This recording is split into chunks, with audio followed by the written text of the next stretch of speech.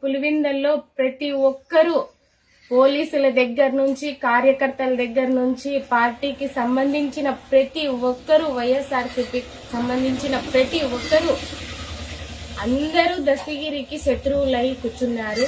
ఈ రాక్షస పాలన నుంచి నా భర్తను కాపాడండి, మాకు దిక్కు లేని పరిస్థితిలో మేమున్నాము, మీరే మాకు దిక్కు మాదిరి ఎవరైనా మాకు ముందుకొచ్చి సాయం చేయండి అని నేను కాళ్ళ వేళ్ళ వేడుకొని నా శక్తికి మించి నేను పోరాడి నా భర్తకి ఈరోజు బెయిల్ తెచ్చుకున్నాను.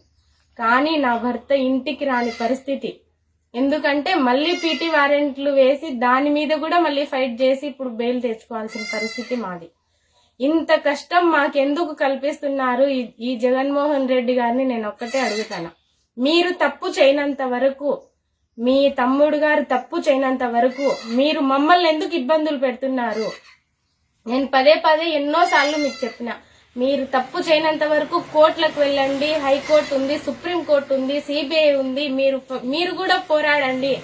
మీ దగ్గర ఉన్నంత డబ్బు గాని, మీ దగ్గర ఉన్నంత పలుకుబడి గాని, మీ దగ్గర ఉన్నంత ఏవి కూడా మా దగ్గర లేవు. మేము ఏ దానికి మీకు ఏ కోశాన కూడా మీకు ఢీ తగిలేంత స్థాయి మాది కాదు కదా. మాతో మీకెందుకండి యుద్ధము?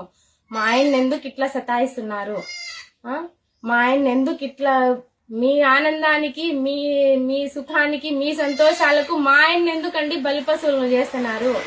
మీరు మా కుటుంబం ఉంది, మా కుటుంబం దెబ్బతింటుంది, మా భార్య మా మనసు నొచ్చుకుంటుంది, నా మీద ఇట్లాంటి తప్పుడు ఆరోపణలు వస్తుంటే అని మీరు బాధపడ్డప్పుడు, తప్పును తప్పు అని మీరే ఒప్పుకోనప్పుడు మరి మా ఆయన ఏమి తప్పు చేయలేదండి. మరి దస్తగిరి ఎక్కడ కిడ్నాప్ చేసినాడు, ఎక్కడ దొంగతనం చేసినాడు, ఎక్కడ ఎవరిని కొట్టినాడు?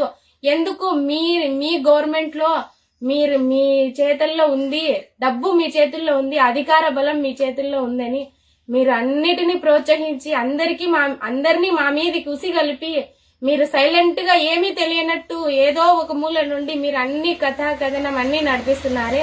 మీకు ఇది తగదని నేను ఒక్కసారి అడుగుతున్నా. ఇంతవరకు ఎప్పుడు నేను అవినాష్ రెడ్డి గారిని ఎప్పుడు విమర్శించలేదు.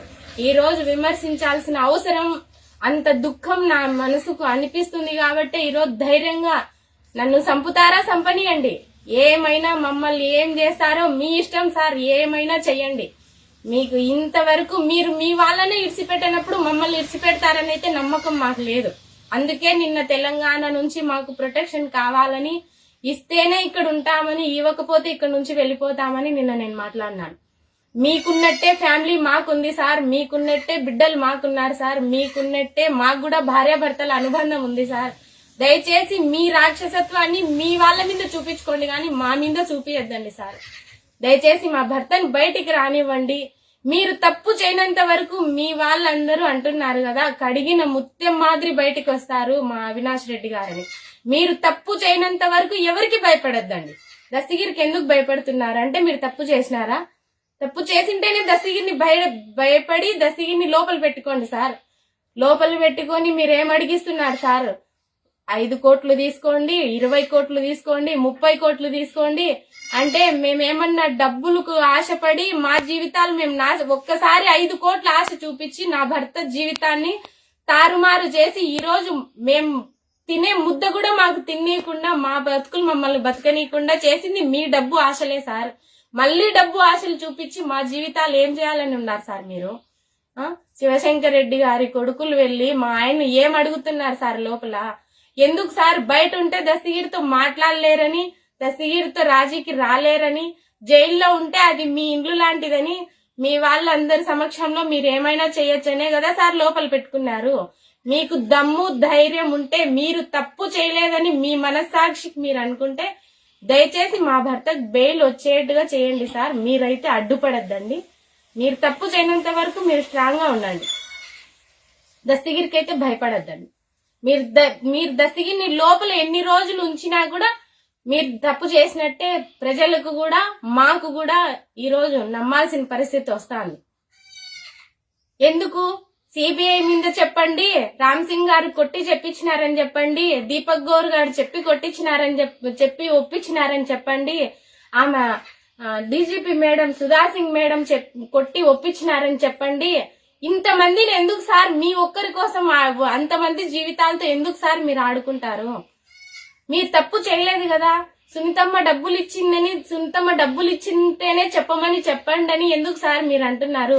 మరి మా దగ్గర డబ్బులు ఉంటే, సునీతమ్మ ఇచ్చిన డబ్బులు మా దగ్గర ఏవి సార్ ఉంటే మరి 3 నెలలు నా భర్త జైల్లో ఎందుకున్నాడు సార్? ఈరోజు దిక్కులేని పక్షిలాగా రోడ్ల మట్టితో తిరిగి నేను నా భర్తకు కాళ్ళ వేళ్ళ పట్టుకొని ఫ్రీగా భిక్షతో తెచ్చుకున్నా సార్. నా భర్తకు బెయిలు మీ మాదిరి కోట్లు వేసుకుని తెచ్చుకోలేదు సార్. భిక్షతో కాళ్ళు కడుపులు పట్టుకొని భిక్షతో తెచ్చుకున్నా సార్ బెయిలు. మీ తిన్న కోట్లు ఇచ్చి కాదు.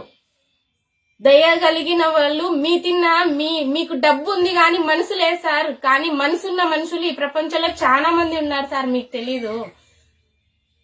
వాళ్ళే మాకు సాయం చేసినారు. వాళ్ళ దయ వల్ల, వాళ్ళ దయగల హృదయం వల్లే నా భర్తకి ఈరోజు బెయిల్ వచ్చింది. ఇంకా ఈ సమాజంలో ఈ పులివిందల్లో మేము బతకగలుగుతున్నామంటే ఇంకా మనసున్న మనుషులు ఉండబట్టే మేము బతుకుతున్నాం. ఇంకా ఇప్పటికైనా కూడా నేను అడిగేది ఈ గవర్నమెంట్ కు ఒక్కటే, ఆడవాళ్ళ ఉసురు వేసుకోవద్దండి. అన్యాయంగా ఒకరిని ఏడ్పిస్తే మీరు కూడా అన్యాయంగానే వెళ్ళిపోతారు, ఎటో దిక్కు కనబరాకుండా. నేను అడిగేది ఇదే, మీ దగ్గర మనస్సాక్షి ఉంటే మీ బతుకులు మీరు బతకండి. జరిగిందేదో జరిగిపోయింది. నా భర్త తప్పు చేసినాడో ఒప్పు చేసినాడో మీరు చేయమనింటేనే చేసినాడు.